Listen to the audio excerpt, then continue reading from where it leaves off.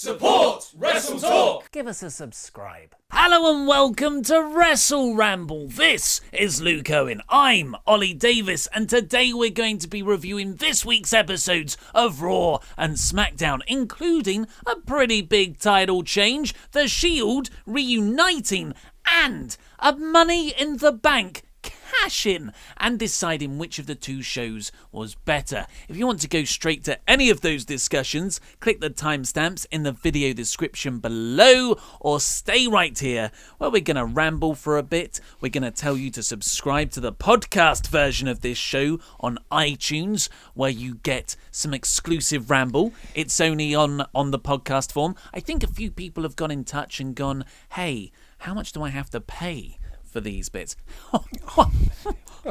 It's Ludicrous thoughts. It's free. Free, mate. It's free. It's just on a different medium. Yeah. And if anything, it's kind of more free because we put in a lot of adverts in these WrestleRamble episodes, one every 10 minutes. Also, you sold out quite recently. Yes, I did a sponsored post on the Monday news. Thanks for everyone who said, because usually there's a bit of a backlash that, as expected, there would be. You've sold out. Yeah, but you sold out for all my free content. Yeah, most of the people were like, "Hey, WrestleTalk got a sponsor." Well done. Because some people recognise that this is a living, and we do need to make money. We've both got mortgages that need paying.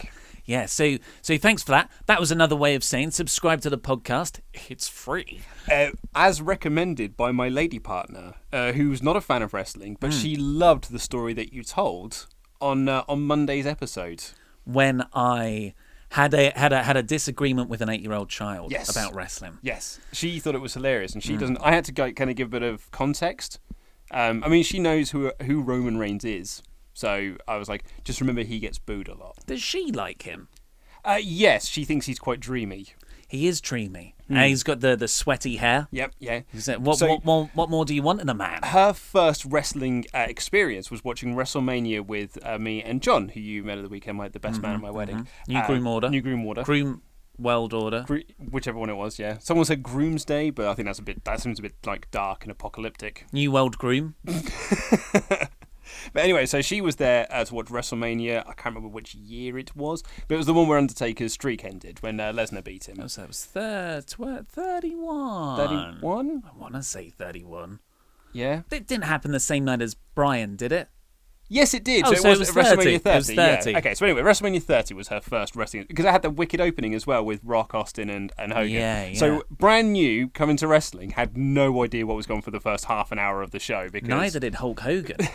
He thought he was in a completely different place. But as soon as Roman Reigns came out, all of a sudden her eyes just sort of lit up, and she was like, "Who's he?" And I was like, "Oh, that's Roman Reigns." And she's like, "He's very dreamy." I was like, "Yeah, I think a lot of people like him." Women and children. That's what he's made for. He's not made for these two guys. Although we do respect his wrestling ability. Oh dear God, we haven't started the timer. But I'll tell you what, this is unfiltered rambling. We have no idea when to start. My favourite moment from WrestleMania 30 though was when they did the video package for Lesnar Undertaker, and she just looked at us and was like, "Oh, cool. So like that big Lesnar guy's winning then." And me and my buddy John were like, no. So it's The Undertaker. He never loses at WrestleMania. And she was like, yeah, but have you seen the size of him? Yeah. And have you seen that video pack? Like, you see like the hype? He's definitely winning. And we were like, oh, God, Kate. Oh, I said her name. She's a natural at predicting wrestling. I said, it's not happening.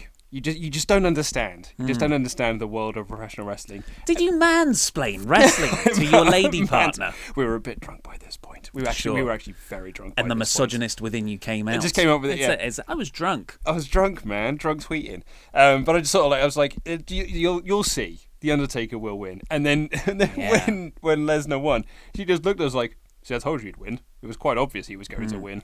And we were stunned out of our boots. That was the most stunned I've ever been for a wrestling outcome. She filmed my reaction. We could have almost, had I been working here at that time, we could have posted up a live reaction. Because, and not only that, it was a very drunk reaction as well. Both me and my friend just sort of stood up and hugged each other. Because you were sad? It was more like a just had to hold each other out of shock, drunken shock. And then it just led to a kiss and a fondle. Yeah. God, I was so drunk that night. Yeah, I bet you Yeah, were. anal probes. Shall we get on to SmackDown? Because this week we're going to review SmackDown first. Yeah, we get a lot of complaints on this this video on this channel because we don't give SmackDown enough time, and people think that's because we spend so much time on Raw. The real reason is because there's less to talk about with SmackDown usually. There's an hour less of it. There's no storylines. Yeah, mostly we talk about the wrong stuff with Raw. Yeah.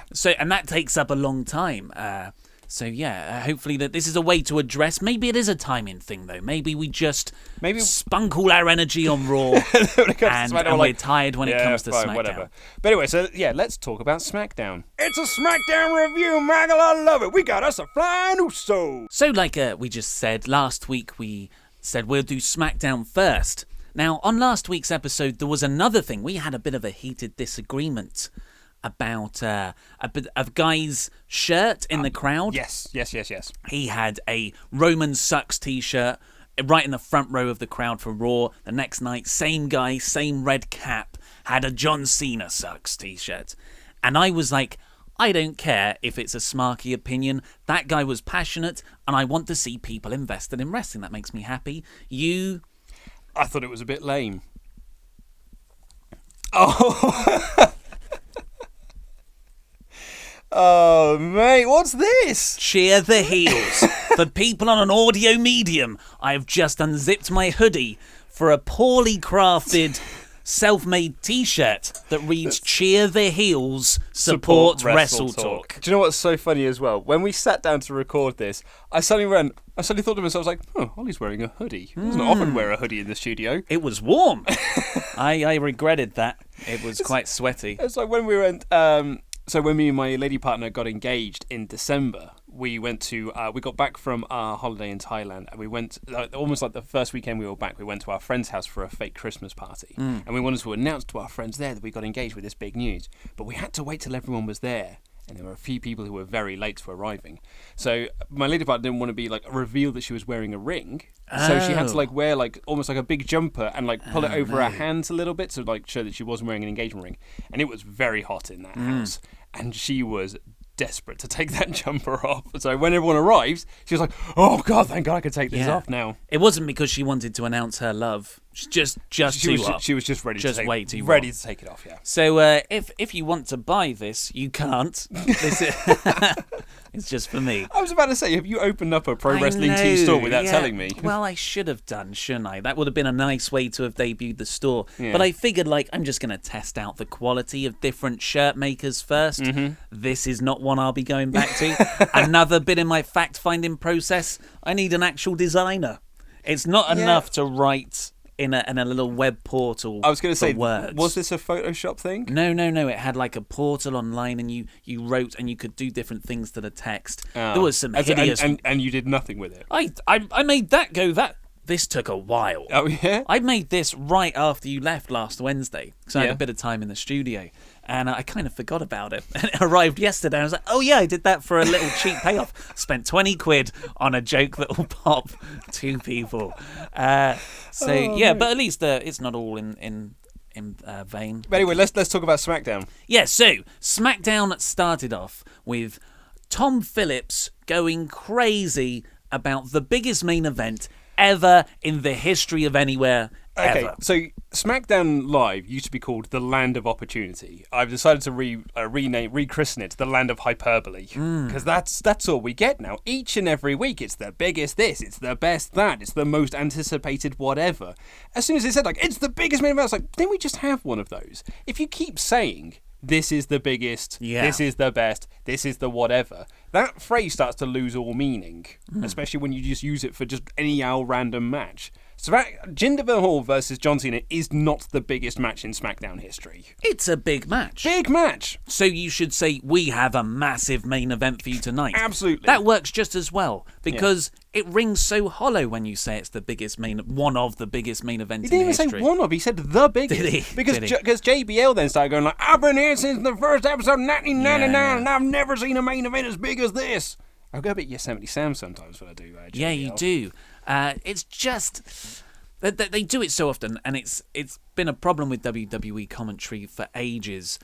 And I see where you're coming from it from a promoter perspective, but you're burning people out. It's like hot shot booking. You don't want to promote something at the expense of that phrase meaning something later on down the line when it genuinely is possibly the biggest match in SmackDown history. Yes. So this was all John Cena versus Jinder Mahal. It wasn't even a title match. No. It was just It's the biggest main event in SmackDown history. What does that say about your WWE Championship? Yeah. Now this... But that isn't to say it wasn't a big match, because it was a big match. Certainly was. But there's an argument for should they have given it away on television like this, just like the Nakamura one with Cena before. And I don't really care. I can see the argument for it. It looks like Cena's going over to Raw. Yeah. Probably won't have a chance to work with Mahal again. And it was India's Independence Day. It was the something anniversary. Okay, so I mean, I didn't get quite as hot about this match being given away. It's the first time, I've said my piece about like you only have so many firsts within the world of wrestling. You shouldn't just waste them. Cena versus Mahal was never in my dream list. No, exactly. But like Cena versus Nakamura, that's a dream match for wrestling fans. Like wrestling fans who might not be subscribed to the WWE network, but are fans of New Japan or Ring of Honor or something, like, oh, do you know what? I mean, I'm no fan of WWE, but I really want to see that match. That might convince them, even if they just subscribe for the 30-day free trial, just to see that match.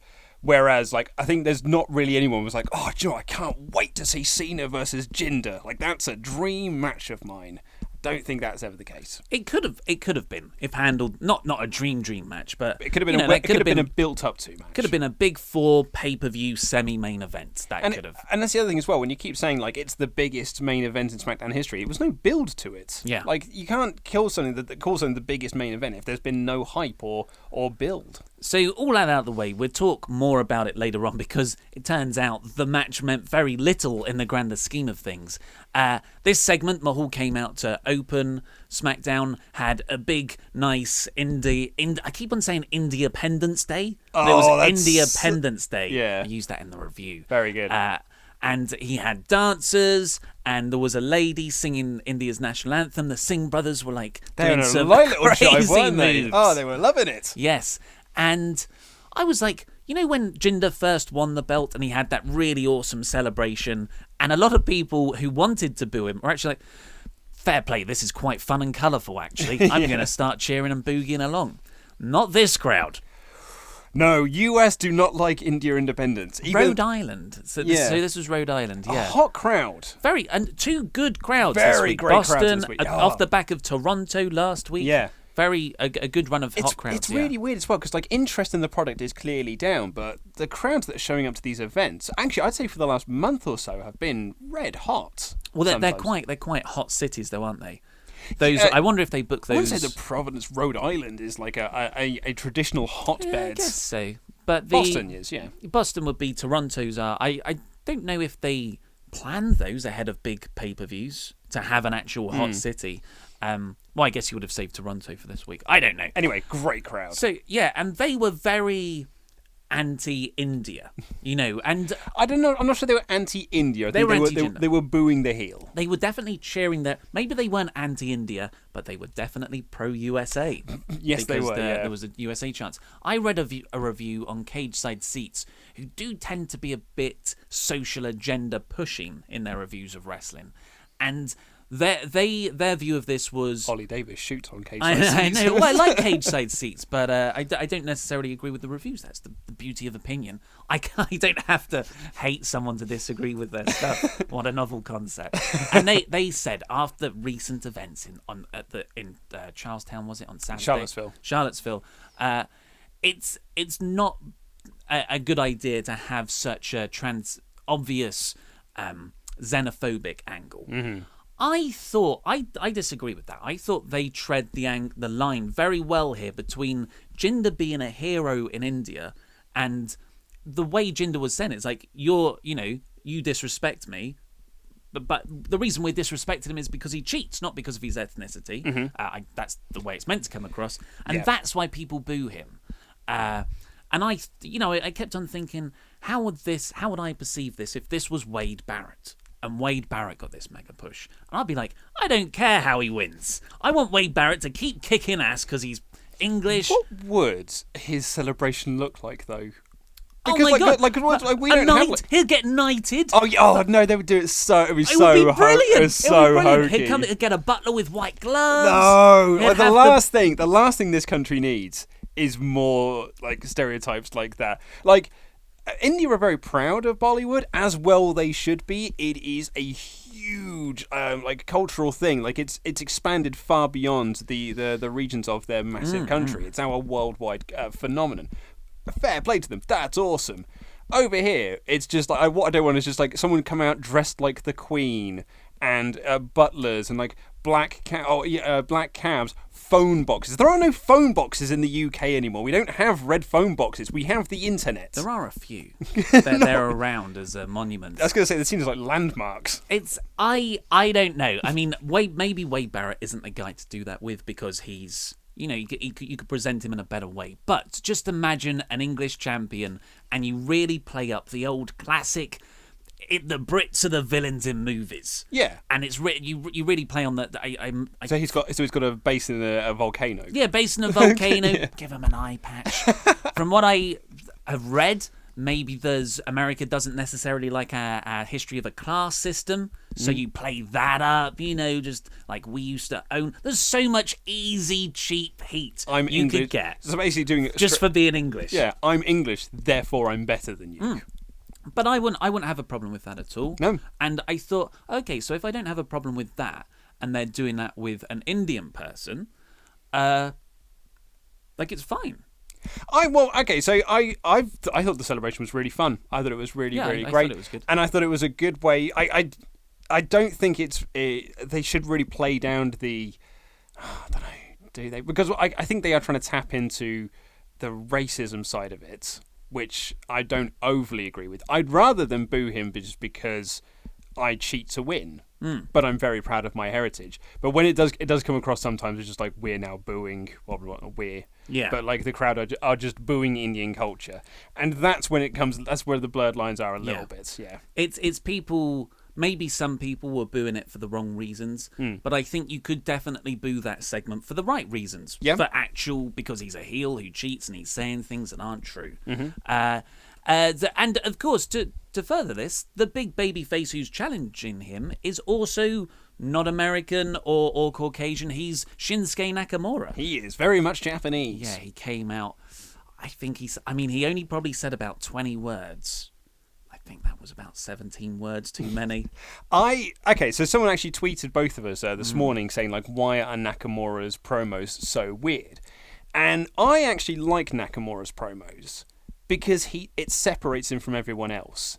No one cuts a promo like Shinsuke does. It's the same thing with the Usos. No one cuts a promo like the Usos. It makes them stand out when they're doing their promos. When Nakamura was doing this in NXT, they were smart enough not to give him long things. He would just say like 5 words, but he would say them in such a stilted, odd way because his grasp of the English language is much better than he puts on TV. He was on Jericho's podcast and speaks quite eloquently. Like, he is Japanese and he's got. He's not fluent in English, but he can speak it very well and very succinctly. But when he cuts promos, he doesn't do it. He does like what we perceive him to be, I guess.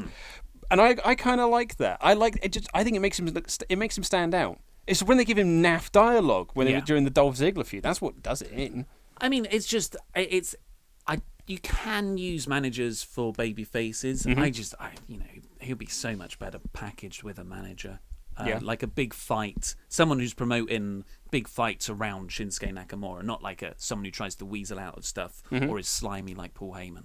I was thinking about, because I listened to the Paul Heyman Something to Wrestle podcast, and I was thinking, God, for all of WWE's and Vince McMahon's aversion to managers, 2 of their biggest stars ever, who weren't amazing at the mic when they started, or at least their character didn't require was better for a manager.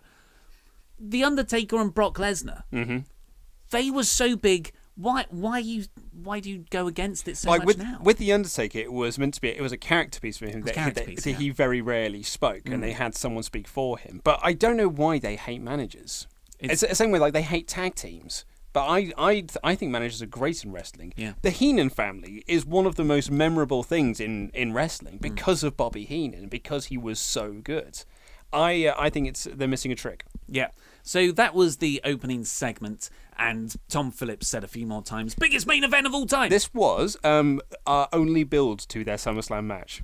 That's a good point. Well, they had Nakamura cut a promo backstage last week. That's not really build, is it? Like that's like it was on the way. Like Jinder, even when he was doing his promo today, I was like, right, when's he going to mention SummerSlam? Yeah. When's he going to mention SummerSlam? When are we going to get to the fireworks factory? Come on, guys, let's build this main event, shall we? The biggest party of the summer. So this is another. None of the go home angles were very good, I thought, on this show. Even the big one, which we'll come to, obviously. So next up, we had Natalya beating Becky Lynch. Made Natalya look strong. Yep. I thought it was a decent match. Yeah. Man, I love Naomi. Mm-hmm. I think Naomi is ace. I think she's fantastic in the ring. I think she's got a brilliant look.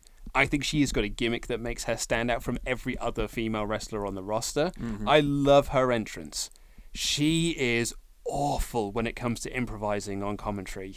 She just doesn't know what to say. Every time they put her out on to do colour commentary, she just freezes up. Like, it sat down and was like, JBL was like, you got a big match coming ahead at SummerSlam? She's like, yeah. And there was a big pause because I think they were all like, cool, and now she's going to cut a promo. And during this match, she offered nothing. And it really exposes people when you do these sorts of things.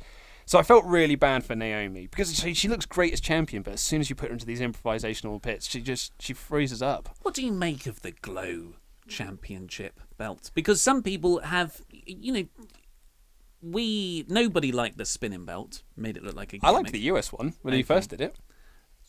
And this is similarly gimmicking up a championship belt. Yeah, I happen to like it. I can't explain why I prefer this over when I didn't like the spinning belt. Okay, but the thing with the spinning belts, when John Cena first won the WWE Championship, and I was at university, and my friends and I were just like, I can't wait to see what belt he's going to debut, because he did it with the US belts. He took the US belt and he blinked it up. That was his character. And I was like, I can't wait to see what he's going to do with it. And he brought it out and it span, and I was like, oh yeah, that's cool.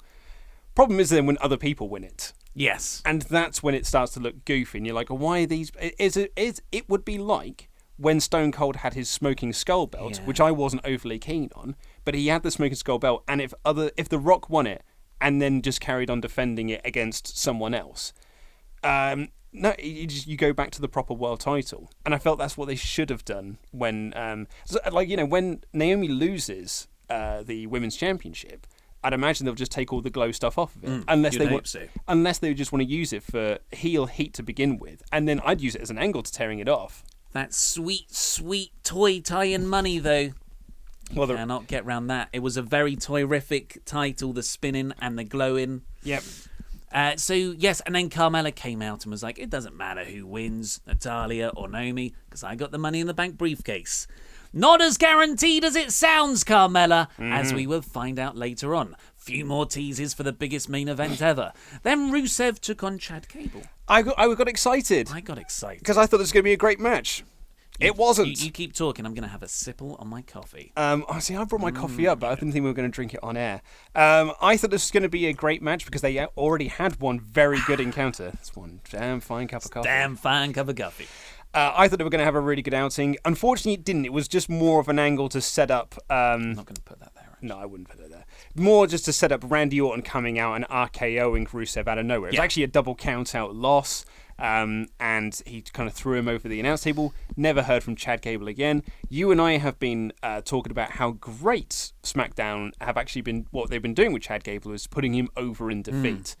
This felt like a giant step backwards. This made him look like a jobber chump. He may as well have been Ty Dillinger in this situation. No. I think it was fine, because Chad Gable isn't. Sometimes you've got to understand that people are at the top, and then other people are down here. Mm-hmm.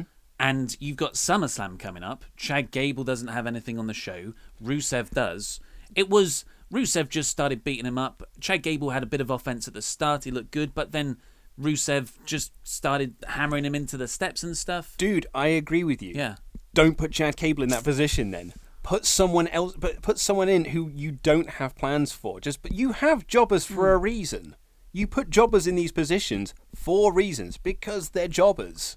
But sometimes you can't always use jobbers because people turn off automatically. Like, it's just going to be a throwaway match. Whereas this, at least you're like, I saw this match 2 weeks ago. I can totally see the reasoning behind it. Why someone would take umbrage with Chad Gable being in this spot. But I think he's fine. I felt like this was a step back for Mr. Gable. Well, also Randy Orton's boring. Yeah, but he does have a hell of a finisher. Well, that's what's over, isn't it? It's the RKO that's over. And it was a sweet RKO as well. So Rusev gets the count-out draw. So actually, also Chad Gable drew a match. Also as well, did my favourite spot in wrestling, which is when someone puts a submission manoeuvre on the table. Like, does that make it worse? It should just smash afterwards. Like when they do the joke in Family Guy a lot, where a horse and carriage flies off the side of the building and then the horse explodes, just like the old action movie thing. The table should just explode. So Rusev then gets into the ring afterwards. It takes a while for him to get the mic, and he's just about to speak. I'm like, here we go. Here comes a long promo. And he gets out Randy, and then Randy comes out of nowhere. Didn't even mean to say that. And hits the RKO. It was very good camera work. Also, it makes Randy Orton look like a dick, because where was he saving Chad Gable being beaten up? Yeah. What a knob. Yeah, that happens a lot, doesn't it? It reminded me very much, because I watched it again a couple of days ago, the fantastic Goldberg spear after a WrestleMania. A WrestleMania 33. Brock was it an F5 right out the gate? Yeah. And then Brock's like up, he's celebrating, and then out of nowhere... Camera. I mean, we hate on Kevin Owens quite a lot on this show, but there are some times when he nails it, when the camera just pulls back, and then the spear out of nowhere. Oh, man, that match is awesome. That was inspired. We should watch that at lunch. Yeah, well, we could watch that probably in between takes. It's a 5-minuter. So after that, we had a backstage segment with Lana and Tamina. There's still... It looks... At least Lana seems to be taking a step back from in-ring competition. She was back in her old ravishing Russian manager gear, so not in ring gear. She was dressed up in a kind of semi-suit. And Tamina comes in and is like, I was going to challenge for the title. You put far too much emotion into that acting there. I thought... No, it's too much inflection. I thought... still too much inflection, isn't it? You're putting too much in, mate. So she said, I was meant to have a championship match. You were meant to help me. And Lana goes, problem with you is you can wrestle. And I thought, can she?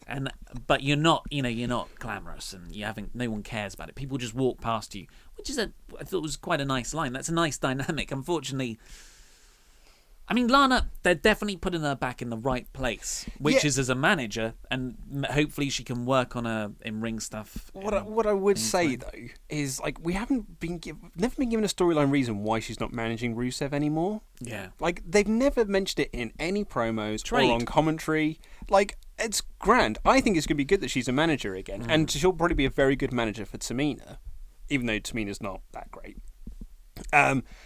But it just makes no storyline sense as to why they're both on the same brand, but she's not managing him anymore. Like, I'd have loved to put Rusev in a storyline where he, in his bravado, puts his managerial services of Lana on the line. And if he lost the match, Lana couldn't manage him anymore. And then that's fine. That would get him over as a massive babyface.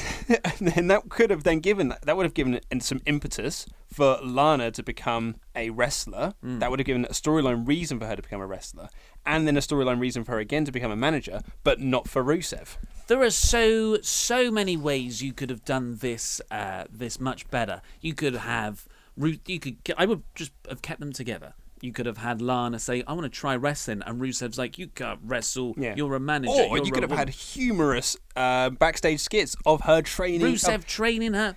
Well, so both are way better than what we got, which is no explanation. The problem we got there is that we try to create storylines.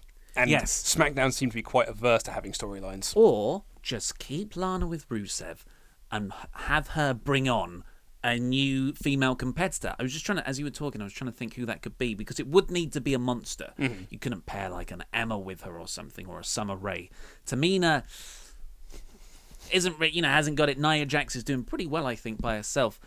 So is there anyone down in NXT or from the Mae Young Classic? Oh, there's that Sonya Deville, the MMA fighter girl with the braids, who, while not like a dominating monster, is at least someone who's like, whoa, she looks like a tough badass. I think it would need to be despite her braids. It would need to be an Eastern European thing.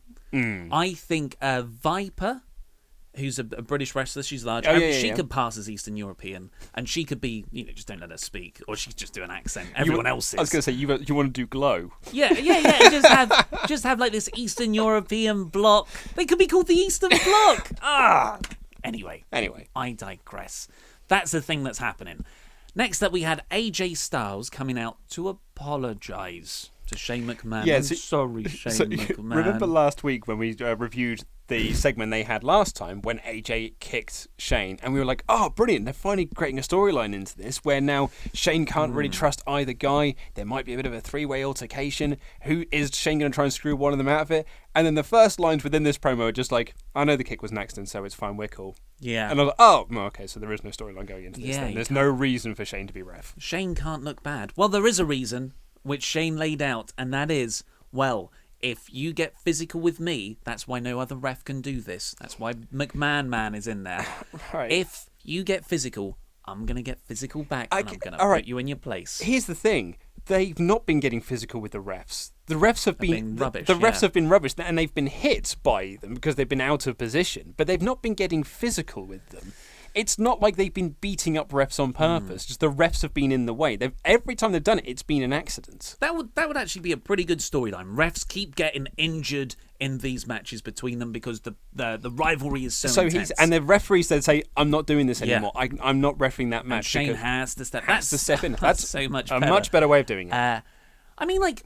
Well, this is what happens when we do Smackdown first. We just come up with better ways. We don't think about these much outside. We just talk, right? And we come up... I genuinely think that's a better idea. Yeah. You've got a team of writers. I guess it's all down to one man, though, isn't it? It's like Vince will say... Oh, yeah. Well, Vince will still approve it. Yeah, Vince will. Yeah, of course will. So, yeah, it's not exciting me. I was excited 2 weeks ago when that segment you described happened. Last week. It was last week, okay. And the go-home angle has made me less excited. Yeah, I mean, I kind of liked when Kevin Owens kicked Shane, only because he sold it so well. Shane? No. Owens. Yeah, Owens. because Shane just kind of sat there on the floor like this. Well, he can't look like he's weak. No. Because he's a McMahon. He can out-wrestle AJ Styles. We saw that at WrestleMania. He can beat up a helicopter. He can go toe-to-toe with The Undertaker inside Hell in a Cell. See, that's another bit. Like, but I do like Shane McMahon, and I love it when he goes into matches. But he always went, when I loved him as a kid, and kind of more recently, he went in most definitely as the underdog. Yes. And everyone was like, oh my God, you're just the boss's son, you're not a wrestler.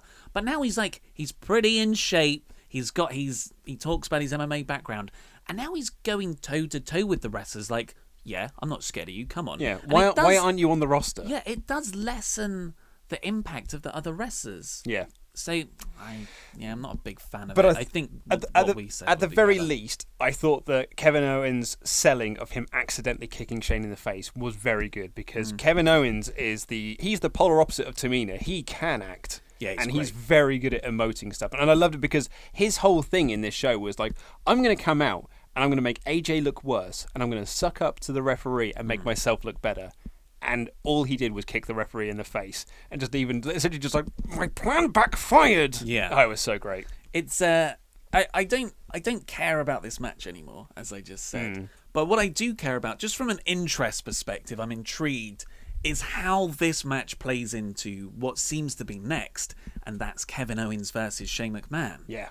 I can't really come up with a way to do it, so I'm curious to see how they're gonna transition. I think again that it's going to be. I wonder if Shane will fast count it, and Kevin Owens will be screwed out of the title again, and that will lead to a feud between the two. Yeah. Maybe. I hope there's a bit more than just, oh, I'm Shane, I'm innocent, and the heel's bad. I hope there's a bit more meat to it. I tell you what does have meat and three-dimensional characters: Daniel Bryan, babyface general manager of SmackDown. not when the Usos are around, because he wants to be a rapper so bad. Look at them desperately trying to cling on to talking smack angles and trying to bring them over into the main show. It was so funny, and this was, you know what, this might have been the best thing on the show, this segment, because Fashion Peaks was pretty good, but you know, this really made me smile. This was the first thing you said to me when I came in, when I was making some toast. You were like, how good was the Daniel Bryan segment? It's just, I love dorky dad Daniel. And he is very good at it. And you know, I actually liked the idea that a tag team would go and find out which combination of the New Day they're facing. So good. Actually, we'll talk about this when we come on to the main event. But there was a great tete-a-tete between Byron Saxton and JBL talking about that point. In fact, I'll just jump to it now because I might forget.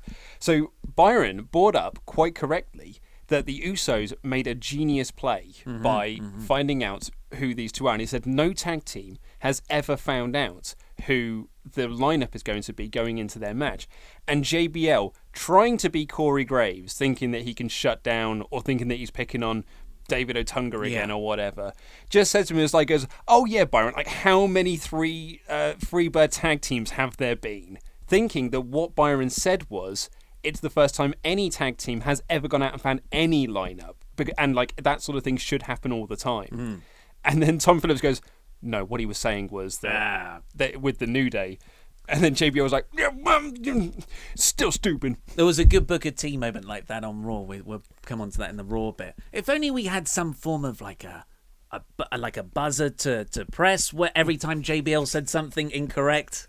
Yeah, sounds like a good gimmick. Well, we need some sort of clock, maybe. Yeah, that sounds good. Like a clock buzzer. It's time that he's done something incorrect again. Yeah, maybe. That's a good gimmick. Maybe we'll brainstorm that later. That's a genuinely good gimmick. We're not throwing shade. We both enjoy it. I love It's John O'Clock. It doesn't get old. It really doesn't. It's always funny. In fact, it's the more it happens in the show, the funnier it is. Yeah, it's the intros just before it happens, isn't it? So I've forgotten where we were. What a lad. Right, so that bit was good. The Daniel Bryan segment was good. Unfortunately, and it made sense from a character perspective because the New Day jumped the Usos the week before. Usos wanted revenge. They're they're thugs. They're gonna beat people up who do that to them. They're not chicken S-word heels, which I don't really like chicken S-word heels all the time. So that's good. The heels actually want in a match. So they had it against the people who they won't be facing. So it was Kofi Kingston and Xavier Woods rather than Xavier Woods and Big E, who will be the combination at SummerSlam. Unfortunately, that is just WWE doing the same match over and over again to build to a very similar match. I'm going to disagree with you there because I liked this and I thought this was we have said before turned out into a really good match. It was a really good match. And the New Day did not look weak in defeat because that duo have already beaten the Usos because that was the duo that won the tag team titles off of them.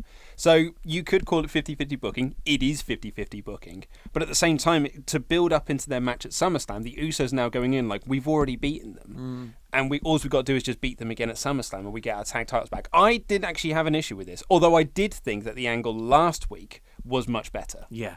Yeah. The New Day really showed fire. And as well, because the thing I didn't like about this segment was that the fire that the New Day showed last week wasn't there this week. They were just back to being wacky New Day. Game of Thrones reference. Yeah, I didn't understand those. Throwing cereal on people. So I felt that I'd have liked to have seen them with that serious edge that they showed last week, because that was so awesome when they did it. Have either team faced anyone else for the last 2 months? Well, no, but that's the problem when you have a bland split and you only have a set number of tag teams on each side. Sami Zayn, Ty Dillinger, Harper and Eric Rowan. They're there. Yeah, well, you could whack them together. When was the last time Breezango had a match? Well, they're too busy, like in Fashion Peaks. So that is Speaking a good of transition. Fashion Peaks. Speaking of segues. The last one of the Fashion Peaks parodies, at least. Hopefully they'll be back with a different cop show to homage. Well, I actually felt that they were saying that this was the end of the skits because they kept saying it's like the season finale, it's the last one. And at the end of it, we'll actually talk about the meat of it in a minute, but at the end of it, it was just like they'll return in 2 weeks. So it's going to be the week after the first show following SummerSlam. So, yeah, we're not getting a reveal at SummerSlam as previously reported. And it just feels that they're going to do an in-ring segment that will end these skits. So there was a good line in there where they both joked about it's almost like we're making it up as we go along, and then looked around all sheepishly. It's very funny. And they probably are. No way they thought it was going to catch on like this. Oh, God, no. Like 3 months ago, however long it's been going.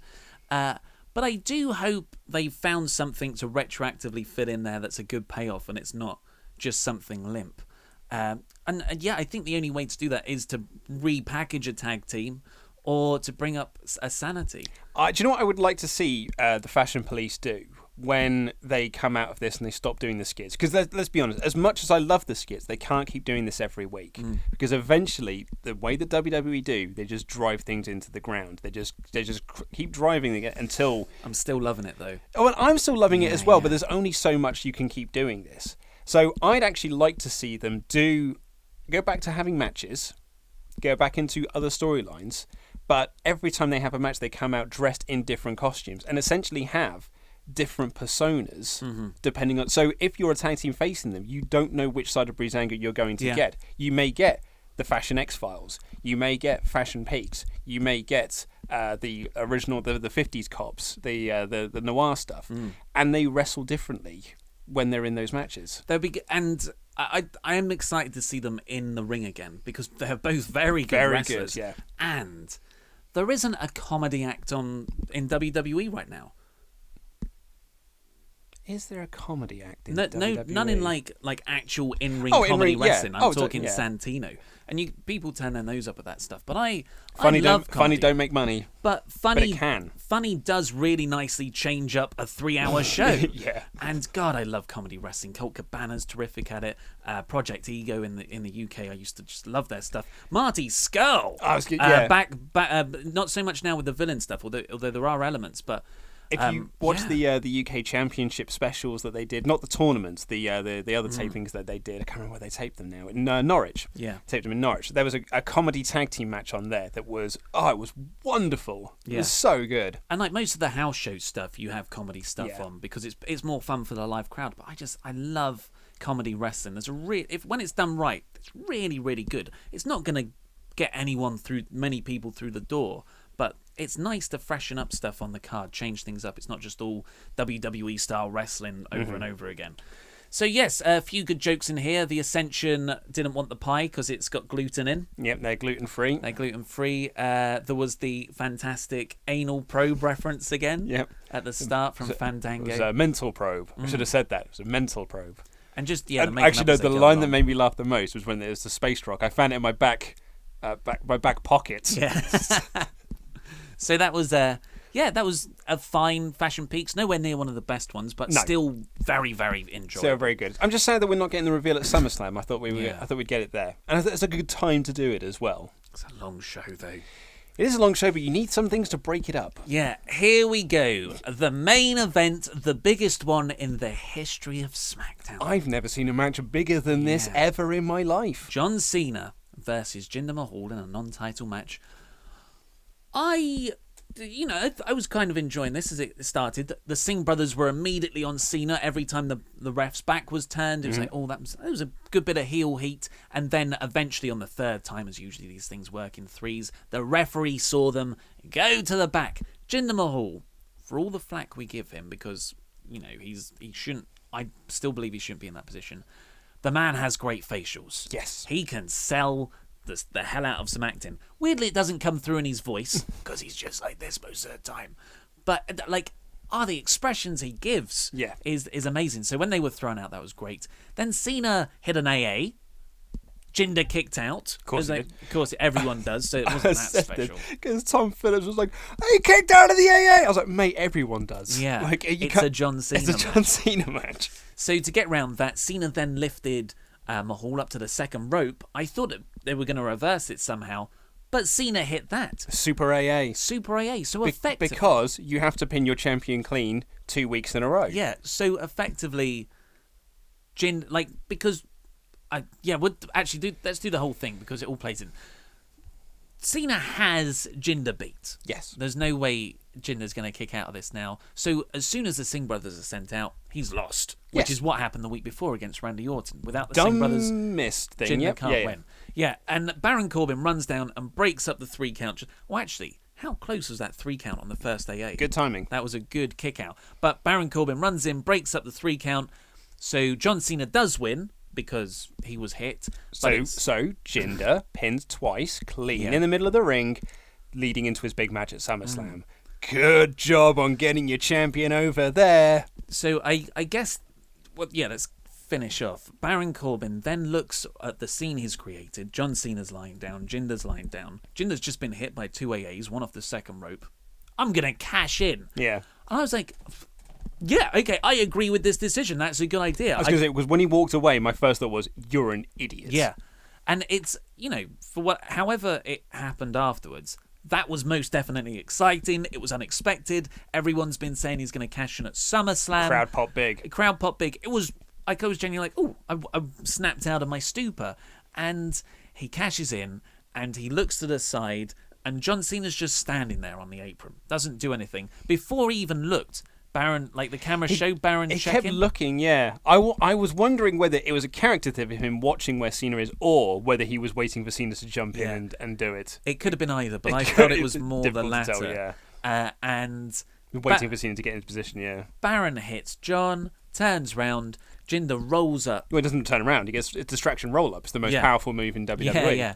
And Jinder rolls him up to get the 3 count. A weakened Jinder pins a fresh Corbin. The freshest of fresh.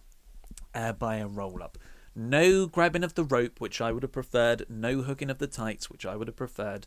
Just Jinder winning. Okay, so neither of us have talked about how we feel about this angle. So we don't know what each other's going to say. We do not know. I'm not entirely sure how I feel either. I'll walk you through this. Yeah, talk me through it. I'm looking at this. I'm going to have a sip of coffee. Oh, yeah, sip away. So, Jinder doesn't... There's an argument that Jinder now looks strong because he got his... he successfully defended that. He didn't lose and he pinned off a Money in the Bank cash-in. Okay. I don't agree with that. I still think he looks weak off the back of the Cena match. Cena won the match, not Jinder. Yeah, and talking about the Money in the Bank thing, Cena won it for Jinder. And so that doesn't really hold up. But it was exciting. It was a moment. And I don't want Baron Corbin as champion. So the overall result of Corbin not being champion, I agree with. However, this is a Money in the Bank cash-in, and you don't get many of those. You get 2 now a year with the women's, but that's a storytelling device you've now wasted, or just used up rather, on a moment. Just a moment. Doesn't really, apart from getting a little bit more heat for the Cena-Corbin match on SummerSlam, that no one really cares about anyway. It's not like that's going to be a classic feud that needed that angle going into it. And you think of what could have been. If Corbin's going to lose, why not use that loss to elevate the person who retains? And obviously, the way round that is Nakamura. If Nakamura wins at SummerSlam, beats Jinder, huge celebration, but he's out on his feet. It was a big match. Corbin runs down, cashes it, probably clobbers him with Money in the Bank, then cashes it in, and everyone's like, oh my god, Corbin's going to win. And then Nakamura beats him anyway with a Kinshasa. To actually have a little mini match. Then everyone's like, oh my god, Nakamura didn't just beat Jinder, he's beat Baron as well. He's amazing, what a star. So I look at what you could have had, which is up here, and it makes Nakamura feel so much bigger. And then this was just a moment. So yeah, that's how I feel. So it's not like I hated it. It's just it could have been so much better. I'm on the same wavelength that you are as well, actually. Oh, that t-shirt's fallen down as well. I'm on the same wavelength that you are. So when Jinder was down from the Super AA and lost the match because you've got to pin your champion clean 2 times in a row, 2 weeks in a row just before his main event of SummerSlam, because that's a brilliant way to get your champ over. And then I thought, Baron Corbin's an idiot if he doesn't cash in now, because this is going to be your best opportunity. And the commentators were even going like, this is a great chance for you to do it. JBL's going crazy like, it was the greatest time for him. Like, all this stuff. It was the best time for him to do it. And then he cashed in. And my first thought was like, well, he's not winning then. He's losing this. Because they're not going to throw... But, okay, so my first thought was he's not winning. I never thought he was... I never felt that he was winning the championship. Which is a problem when it comes to a Money in the Bank cash-in, because the whole thing is you're meant to think that they are going to win. If I were doing this, if Vince had come to me and said that, God damn it, pal, we're gonna have Corbin cash in on SmackDown, and he's not gonna win. If I'm sitting there, if I'm Road Diggity Dog, and I'm going like, okay, well now I've got to try and get everyone in the situation over as possibly as best I can, and I've got to build to this pay-per-view that's coming up in 5 days' time. How am I going to do this? I personally would have had Corbin cash in and had Nakamura cost him the win. Now, obviously that doesn't help Jinder, but at this point, okay, so I appreciate that everything I'm saying here is not great, and I'm not saying that this is a better way to book this. However, when I'm looking at this, I'm like, Nakamura's an idiot. Because Baron Corbin cashed in, Nakamura is fighting for that championship on Sunday. Yeah. If Corbin won, Nakamura doesn't have a championship match anymore because Corbin's already facing Cena. That's a good point. Wouldn't Nakamura... But would Nakamura... Because he's the number one contender... Wouldn't Nakamura then be facing Corbin? It could go either way. Well, it could go. Yeah, but if I'm Nakamura, I'm going to be like, I've got to protect my championship match. That's a good point, actually. I didn't think of this. And you can then tell that story through the commentary and through everyone's reactions as to why he screwed Corbin out of winning it, because he wants to still be WWE champion. Now, the other side of it, the other side of the coin, I actually quite would have liked Corbin winning, only because then it throws the SummerSlam card into disarray. Yeah. And then there would have been all this intrigue this week about what the SmackDown main event of SummerSlam is. And you could have had like emergency press conferences. You could have had lots of angles on WWE.com trying to drive people to that website. You could have put some stuff up on the network. Heaven forbid. Of like, we've got to try and save this now. Maybe like even tape some stuff at house shows to try and drive house show business up. So you got to go and you got to go to these house shows that we've got booked, because that's how we're going to find out what the SummerSlam main event is. So that's another way you could have done it as well. But I'm with you. I didn't hate it, but it could have been so much better. I thought your way was much better. I also think that I'm not saying that my way was... If you had to do it at SmackDown. If I had to do it at SmackDown, I think there would have been better ways to do it. So I didn't hate it. If anything, I'm more upset that they pinned Jinder Mahal twice in 2 weeks. Haha, it's a Raw review, looking jacked, man. Maybe it's true. Maybe the show that goes first does get more time. Okay, but I would say that at least with this SmackDown, there was something to talk about. It was a meaty show. There was a big angle at the end of us to talk about. Yeah. Well, there was a big angle to open Raw as well, because the Shield finally united. What a moment. And this was such a well done angle. Yeah. This was so well done. It was well written. It was well performed. It was well executed. Everything about this was absolutely stunning. They came out, they both made their points very, very well. Both of their character motivations completely made sense.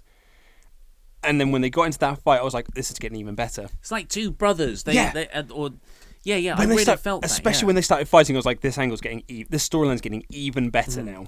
And then Shimara came down thinking that, we're the nasty heels. This is our opportunity. They're weak. We can take them down. And by doing that, they reunited the Shield by trying to beat them down. And then they finally did the fist bump, and it was so fast, and they both did it at the same time. Holy! Well, it was like they kept on teasing it out, because first Dean Ambrose put out the fist, and Rollins didn't do it, and then Rollins put out the fist by the time Ambrose had put his back, and then they were both like and the crowd were going crazy. The Boston crowd were really into it, and then they both did it at the same time. It was screaming, both of them. Neither man wanted to be the first one to do it. Yeah. And so it was perfect that they did it at the same time. Oh my, this was a fantastic angle. So good. A real good payoff to what's been the best storyline in WWE. So subtly told over about a month and a half maybe now. And it was just so genuine, the reaction to it. And sometimes you can't solve things by... That sometimes you just have to have a fight for a bit and then it's okay. And that's where the fight, the scuffles came in. I really appreciated that storyline touch.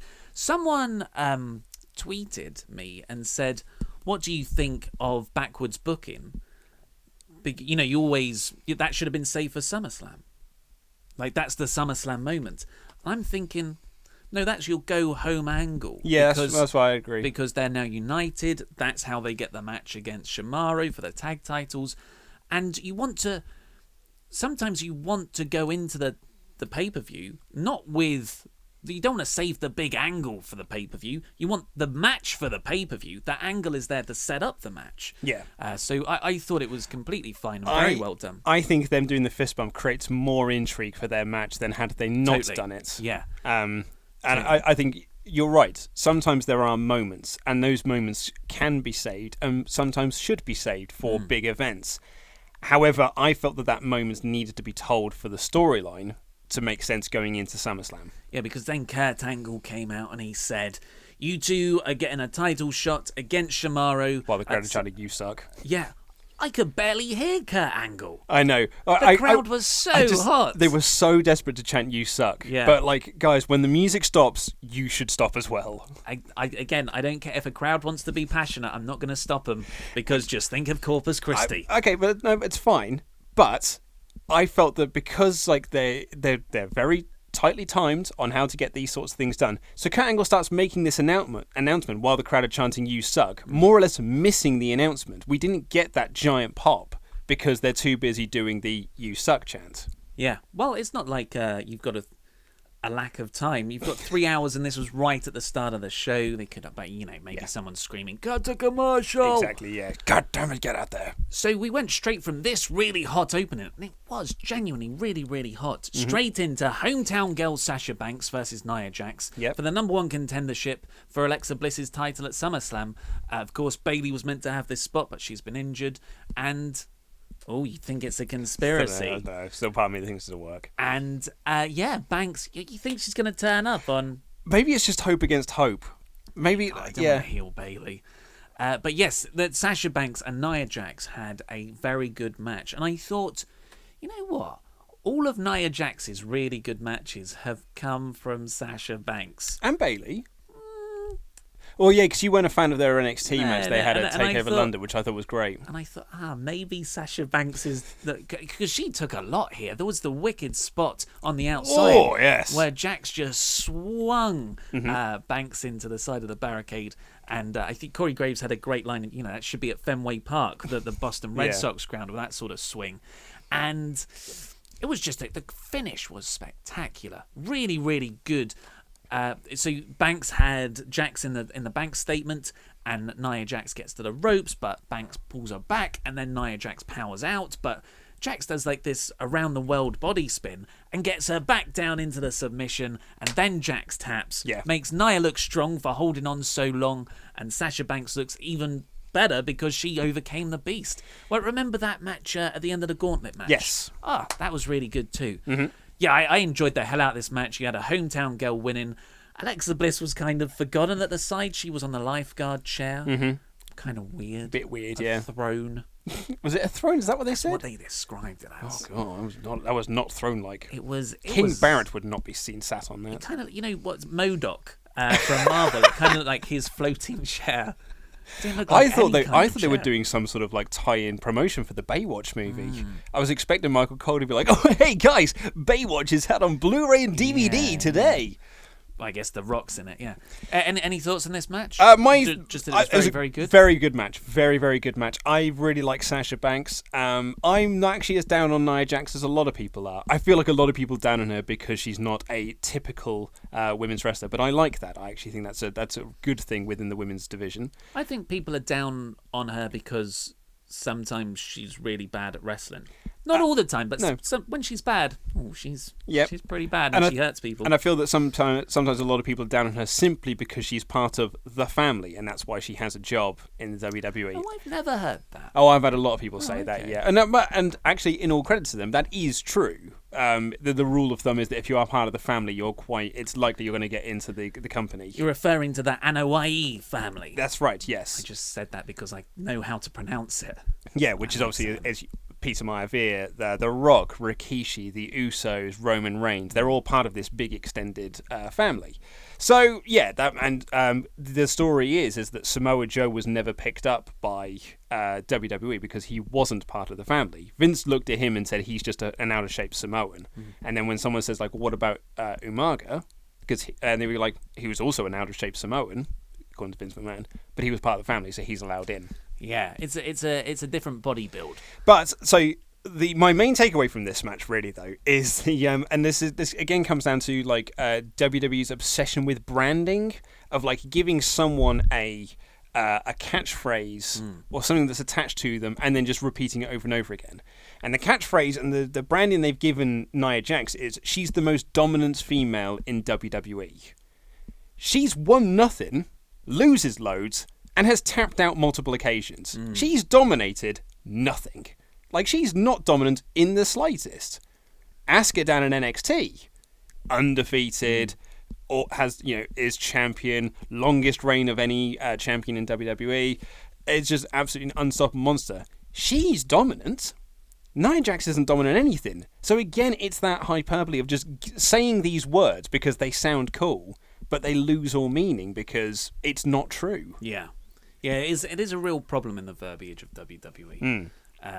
And you wouldn't get it from or if Jim Ross ever did it, it would sound so much more natural than the robotic delivery of Cole and Phillips. It's a shame. Or that, Ranello could do it. Yeah, well, yeah. I mean, like in UFC, if like someone loses loads of their fights but wins a couple of them, they'll never be like, oh man, he's just one of the most dominant people in UFC at the moment, because they're not. They keep losing. Yeah. Next up, we had Elias, not the Drifter, not Elias Sampson, just Elias. Just Elias, mate. Singing his latest hit, which was a Boston-inspired tome for how bad that place is. And then R-Truth came out. Yep. Where's Goldust? What happened to that Goldust feud? That feud. And he came in doing his What's Up. It was like a kind of battle of the singing superstars. And Elias beat him up and didn't even use the guitar. Sure did, just beat him up. This was something. I mean, I did say after that Nia Jax Sasha Banks match, I think I even tweeted then, I was like, I feel like Raw can only go downhill from here. Yeah. And boy howdy was I ever right. So yeah, there was that dip. I think it's because, okay, we're going to give you the Shield reunion and we're going to let you have a hometown girl win, but I can't get Elias out there and make fun of them all because it's too much. We can't have the heel heat not coming from a Boston crowd. They love their cheap heat. So that happened. And then we had Big Cass coming out and cutting. I still thought this was part of the good part of Raw. Yes. Because Cass, and it was all down to the Boston crowd because Cass tried to keep talking and they were just booing him so hard. You say it's all down to the Boston crowd. Cass worked them. Yes, he did. Yeah. But full credit to Big Cass because he's not been given a lot of credit since his heel turn. Quite rightly so. It's been pretty weak as of late, although his music is much better now. But he knew how long to keep that going, and what to say, and how to do it in order to wind them up further. Full credit to him. I thought he was fabulous in this segment. Yeah, it was like excuse me. It was Roman Reigns after WrestleMania levels of crowd heat. But he's actually a heel. What a concept. So then Enzo comes out and he does his thing and Big Show comes out. And then Galanderson came out and beat up Big Show and Enzo and held Big Show down so Cass could take out Big Show's knockout fist. But it was like a lot of fist stuff on this show in the first hour with the Shield and this.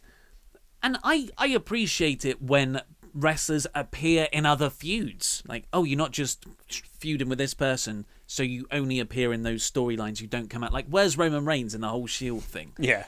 So, that is a question that holds over this. So I liked that Galanderson turned up for this. But then there was no explanation for it. No. There was no, like, big, we're all about being mean and making green. Galanderson have kind of been a babyface team for the last couple of weeks. It was the same thing with like there was no storyline reason given for why the Hardys are no longer feuding with Gil Anderson. Just because the Revival are injured, their feud appears to have just ended. Yeah. Like that was the glue that was holding everything together. So they're like, okay, well that's done now. Just send them off in different directions. The Hardys, you're going to go with Jason Jordan, and you're going to go, I don't know, work with Big Cass for a bit. But I don't think they are working with Big Cass. They don't like reveal themselves to be a unit of any sort. Fun fact for you: this is now the second time Gallows has been involved in an angle breaking the Big Show's hand. Oh, did they do it with the Straight Edge Society? They certainly did, yeah. Because CM Punk even had wore a T-shirt. I think it was. Might have been SummerSlam, in fact, actually. It was SummerSlam 20, whatever it was. But had a T-shirt that said, I broke Big Show's hand. It's a thing they've done before. But yeah. I appreciate it. I thought this was a good, and it was a hot go-home angle for this feud.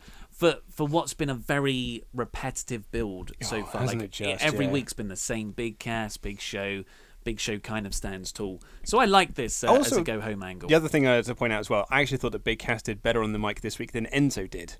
Yes. Because Enzo came out trying to mimic Cass not being able to get his promo out and just saying the first words over and over again.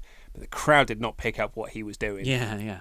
It did not. It drew no heat, whereas Cass drew loads of heat. Cass was very good in this. Now, next up, we had something I was initially very excited about, and that was Raw is SummerSlam come early. Yeah. We're moving the match of Akira Tozawa versus Neville to Raw. And I thought... And Brave and Finn to Raw. Brilliant. I tweeted out, it feels like they timed out SummerSlam and be like, actually, we've got too many matches here. Let's take two of them and we'll put them on Raw. And I was like, that's a good thing. It's a great thing. And you know what? Having those matches, because especially when you've got a dual brand pay-per-view, you've got 6 weeks of build.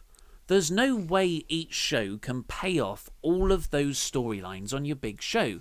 So why not actually have the lesser ones, the ones lower down the card, happen on the go-home show? So your go-home shows are a mixture of pay-per-view and go-home angles for the bigger matches. Yeah. That makes so much sense. It was a really good idea. I thought this is where they're going. Turns out it isn't. All these matches are being repeated again this weekend. They were both go-home angles. Yeah, it's so... And especially, like, the Cruiserweight match on Raw as the main event of the second hour with a title change, you think that's going to get a lot more notice and just, like, it feels like a bigger deal then than if it was the seventh match on the card for SummerSlam. On the pre-show. On the pre-show, which is where it would likely be.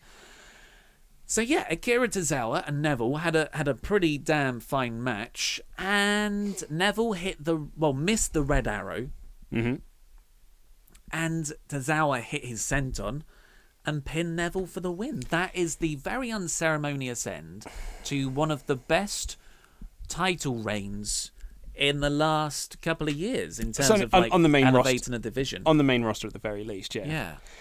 Yeah, I mean, I said last week that I didn't think it was the right time to be taking the belt off Neville, even though I really like Akira Tozawa, because it doesn't feel like they've built to Neville losing the title. And so just to take it off him in essentially a throwaway match, because this has been a throwaway match, because the actual match is taking place at SummerSlam. They're having a rematch on SummerSlam. I thought it was a real waste, and a real, like, you could just tell that the brass, Vince McMahon, has lost interest. He doesn't care about the King of the Cruiserweights, doesn't care about the Cruiserweight division, so it's just like, just take the title off him, it doesn't matter. Yeah, it's exactly like the briefcase. Yeah. It's just, let's just do it for a moment. We've lost interest in this, so let's do this. I thought it was a real waste. It's a moment that sacrifices a lot of long-term potential. Yeah. Maybe they'll knock it out the park and come up with something we haven't thought about where actually this makes sense in a longer-term thing. But let's be honest, because a lot of people do say, why don't you just turn off your minds and enjoy it? Maybe, if you look back in 6 months' time, this was actually a good idea. I would have that similar perspective if we haven't seen most other follow-ups to angles that WWE do, which is I was going to say, okay, fool me once, shame on me, fool me twice. You know, it's I've been burned many times by the company by being like, well, let's see how this plays out, because the high likelihood is that it's not going to play out. And the real sting is that the rematch is happening in 6 days' time at SummerSlam, because Neville invoked his rematch clause. Yes. So it was just nothing. It was nothing. And the same with the exact same with the match following it, which was Bray Wyatt versus Finn Balor. There was a nice angle to set this up. I think Kurt was backstage with Miz. They were having a discussion, and then a lackey ran in and was like, "Oh, there's something going on in the back." So Kurt runs in, and it's Bray and Finn fighting each other backstage. I didn't know they hang out backstage. I just thought they materialised places. I was going to say, yeah, Bray lives in the Titantron, doesn't he? So that was good, and Kurt's like, you know what? We're having your match tonight as well. And I was like, yes, that's lovely another stuff. good idea. Yeah. But again, Bray beat Finn clean in an okay match. Like, it was nothing special, and the crowd's interest was starting to wane by this point. It was nearing the third hour. And yeah, Bray won clean. And I was like, oh, okay, well, if that's the end of it, fine, I guess we won't remember this in a week's time when we start new storylines following out of SummerSlam. But then Bray picked him back up and hit a second Sister Abigail, and then I was like, okay, you're making him look strong, still clinging on to the hope that we won't have to see this again in 6 days' time. And then he picked up the bucket. And as soon as he picked up the bucket, I was like, no, this feud isn't over. And he poured a bucket of viscous liquid over Finn Balor. As soon as he did it, I was there hoping upon hope that someone would say a red viscous liquid. Because those who are unaware, back in the Attitude Era, you weren't allowed to say blood. If it was like, so if someone was bleeding, you would say like they've got red on them, they're bleeding. But when someone poured blood onto someone, Gangrel in particular, when he used to do the blood showers and stuff, you couldn't call it blood because the network wouldn't allow you to say blood. So they used to call it a red viscous liquid. It's the same reason why he was never referred to as a vampire. He was referred to as living the gothic lifestyle. There you go. It's all about branding, man. So I was sitting there going like, oh, please say red viscous liquid. I haven't heard that for so long. Say it. And then one of them went, it's like a red viscous liquid. I was like, yes, come on. When they feign confusion. What? Oh my God, what is that in the bucket? I think it's some kind of red viscous liquid. So, yeah. It just sounds so natural. This was so the whole point of this was Finn Balor going backstage afterwards and saying, oh, it's made me so angry, make a rematch at SummerSlam, I want to beat Bray Wyatt, and you know what? Did he say something like he teased the demon? Yeah, he said he calls himself the devil, but I've got demons of my own. Yeah, crowd popped huge for this, yeah, because that means we're getting Finn Balor in the full makeup we haven't seen since last SummerSlam. And just to erase any confusion, WWE then showed a graphic of Finn Balor done up in his demon makeup. Yeah. So that's cool that we'll get that entrance. But if the whole point of this was to get the demon into play, because Finn Balor has previously been like, I don't need the demon to defeat you. I'll just beat you easy, mate. Just as plain old Finn Balor. I won't do an Irish accent. Why not just have this as an angle rather than the match? And a long match as well. It was like 10 minutes. So, no, I agree with you. Because I've had a lot of people come up to me on Twitter and message me. Sorry, my headphones plugged out. A lot of people come up to me on Twitter saying like, why aren't you as mad about this as you were about Randy and Jinder? I mean, one of them's not the WWE champion, so like, it's much less worse, or it's much less on a worse. Scale. On a scale, down, yes, but it's much further down here. The other side of it is that this was a loss to set up the next part of a storyline. So, if anything, I'd have actually rather they did this a couple of weeks ago. If this is the way they were going to do it, I'd have rather they do the tease of the demon Balor, 2 weeks ago, 3 weeks ago, and then spent the next couple of weeks building up the return of the demon to SummerSlam, rather than just do it as a match on the go-home show.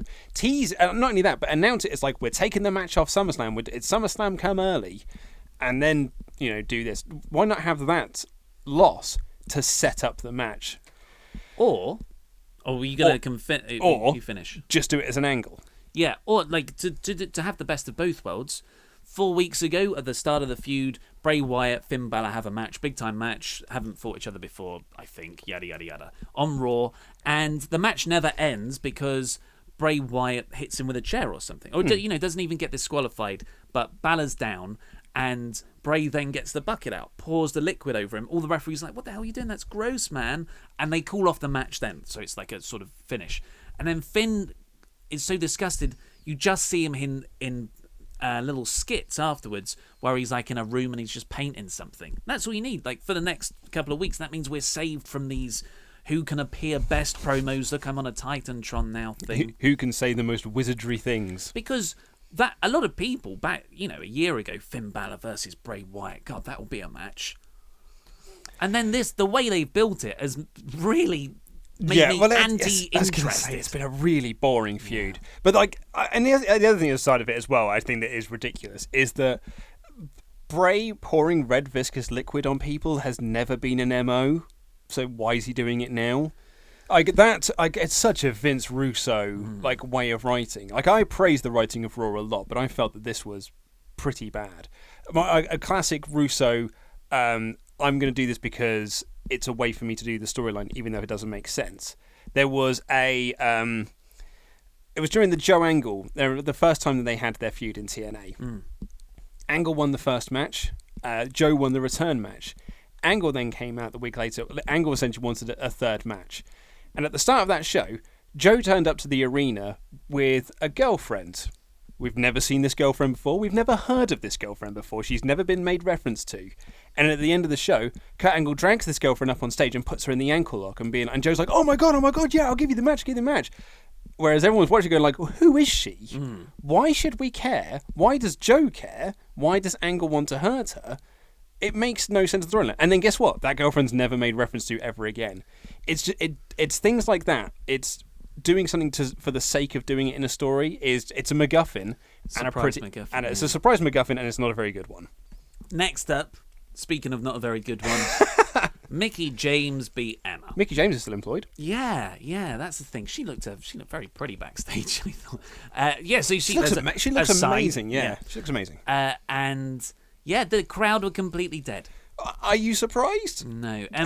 Give Emma a chance? Yeah, so Emma's gimmick is that she's complaining that she's not being given a chance on Twitter, and then people beat her anyway. So there's a hypocrisy there, I guess, is why we're meant to boo her. Yeah. But it's not good, and the crowd were very bored. I much prefer that Emma trying to date Jason Jordan to getting Kurt Angle's head storyline. How important were these two women on the card? Neither of them got an entrance. Yeah. They were both given the jobber entrance treatment. And it was about 2-3 minutes long. Next up, we had Jason Jordan versus The Miz, which became Jason Jordan and the Hardys versus all three of the Miztourage. Jason Jordan's music is still terrible. Yeah, it's bad, isn't it? I mean, it is. It's beyond bad. It's far and away the worst music in WWE, possibly ever. Ooh. Because... No, you don't want to do a biggest main event... You should say now. I did say possibly. And I'm actually struggling to think of an entrance theme that's worse. In that, it sounds like there isn't... I can't even think of an entrance music that sounds so much like a cheap knockoff of something. It doesn't even sound like it's done on real instruments. It just sounds really bad. At least when people have generic entrance music, it's just generic and there's no opinion to be had on it. It's diabolically awful. Yes. Diabolically bad. And it's not helping him get over. No, it's not. So he had a good showing in this match. This was kind of a fun match. He's really great in the ring. Yeah, this was a fun match just for Jeff Hardy landing hard on Bo Dallas. So it happened twice. There was a poetry in motion from Jeff. Just landed. It was the best. Yeah. Poetry in motion. No, it wasn't. No, Whisper in the Wind. Whisper in the Wind. Sorry, Whisper in the Wind. And he lands straight on Bo's chest. And then, as Jeff's been doing recently, the Swanton Bomb landed straight on Bo's chest. Poor old, and he takes like a champ as well, does Bo Dallas. I love the Miztourage. I think they're great backups for the Miz. So this is obviously still building to a Jason Jordan versus Miz match later on down the line. They're sort of stringing that out, which is a good idea. You shouldn't push Jordan too hard too fast. It's good, especially because when he came out, he was booed. Now this is the Booker T line. Ah, excellent. Tell me, because Booker was... I mean, he wasn't as bad as he was last week, but he still had some moments. Well, this was a good moment because Michael Cole was saying, you'll probably remember it as soon as I say it, Michael Cole's going, Jason Jordan's got this degree here, that degree there, he's a really smart kid, and Booker T just goes, What are you talking about? You don't need degrees to kick ass in the ring or something to that effect. Yeah. You don't need a degree to beat someone up. And I was like, yeah, oh my God, you're right, Booker T. And then Michael Cole was like, but I'm just trying to show he's such a well-rounded person. Yeah. And by this point, I was like, screw you, Michael Cole. I'm on Booker T's side. He's just kicking ass. I don't want to see a well-rounded person in the ring. I want to see someone who's full of piss and vinegar and beating up the bad guys. Yeah, so that was my nice one, Booker T. Was that your? I mean, we haven't got a cup of tea. I mean, I don't. Is it time for tea? Maybe something like that. Maybe that could be a new gimmick as well. We could work on it. We'll work on it. So the main event was a sort of 4-way face-off between the 4 guys in the SummerSlam main event. Say, Yeah, that's what they promised. Brock Lesnar came out first with Paul Heyman. Paul Heyman cut a very good promo as usual and had a great line, which was, if Brock loses, he's going to leave WWE because, this is an unjust way to defend the title. He doesn't even have to get pinned to lose it, as we're constantly reminded. And he might be so angry that you might have to lock him up in a cage. Hint, hint. So good. Which is, of course, very blatant reference to Brock's potential UFC return, which makes me just think even more that isn't going to happen anytime soon. Yeah. Yeah, so that happened, and then, who was it? It was Samoa Joe came out, or was it Braun? Well, okay, so here's the thing. I thought this was a real letdown of not only just a main event angle for Raw, because this would have been a letdown on any week, but particularly as the go-home angle for this match that I've been very invested in. I think that they have done not really anything good for this main event, probably since they announced it. I think that Roman pinning Joe, cleaning that 3-way, was damaging to Joe. I went on my tirade last week about the ending of the Last Man Standing match, which I didn't think helped anyone. And then on this week, they were more or less building this around Brock versus Braun than anyone else. Like Roman Reigns, I'm pretty sure he came out, but he didn't do anything. He just went straight for Samoa Joe, and Samoa Joe and Roman scuffled on the side of the ring. And they were never shown again. It was all focused on Brock and Braun. I thought this angle was very damaging to the SummerSlam main event, or at least damaging to my interest in the SummerSlam main event, because it didn't make all 4 of them seem like tough badasses. And then we got the security runs down, and then we got the Raw locker room runs down. It's like it's great, but it's brilliant the first time you do it. It's still quite good the second time you do it. By the time you get to the 7th time you've done it, I mean it loses all. Like I've seen this angle now with various different guys for what feels like the last 4 months on Raw. Yeah. They've definitely overused it recently. You can use it like once or twice a year max, but this is many times just since WrestleMania, so that's no good. Yeah. I wouldn't go as far as to say it's damaging my interest in the match. And actually, when you look at the grander scheme of the build, someone's got to win here, someone's got to win there. They're all kind of butting heads. Brock's this thing that's been separate.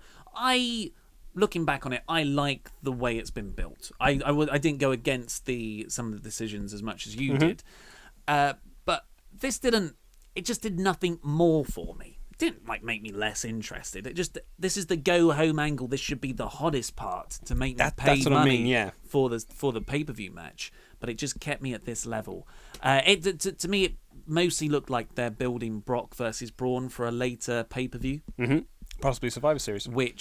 Which strongly hints that Brock is winning. I think Brock is retaining, but we'll do that when we come to the prediction show. Yeah. I tell you, one thing I did quite like, although I would have wanted a bit more before it, is that Michael Cole screaming, "We're out of time!" And that they go off air as that was happening. Mm-hmm. I thought that was a nice way to end it. It was quite a chaotic Raw in general, with Kurt being called over to other bits. I like the unpredictability of the format. Yeah.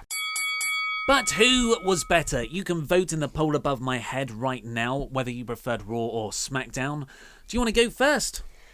Yeah. I think I'm going to pick Raw this week. I thought Raw was the better show. SmackDown at least had, a talking point of the main event, but I don't think it was a great talking point. And yeah, there wasn't really anything else on that show that particularly grabbed me, especially for a go-home show. Whereas at least Raw had the fabulous opening angle, and it had a very good Nia Jax Sasha Banks match. Crowd were a lot hotter. And yeah, I think I'm going to go Raw. Yeah, I agree with that. As much as I say I didn't like the Cruiserweight match and the Bray Finn Balor match being brought forward, it did make I was like, oh, this is a big important show. It would have been fine if they didn't then announce it again for 6 days' time.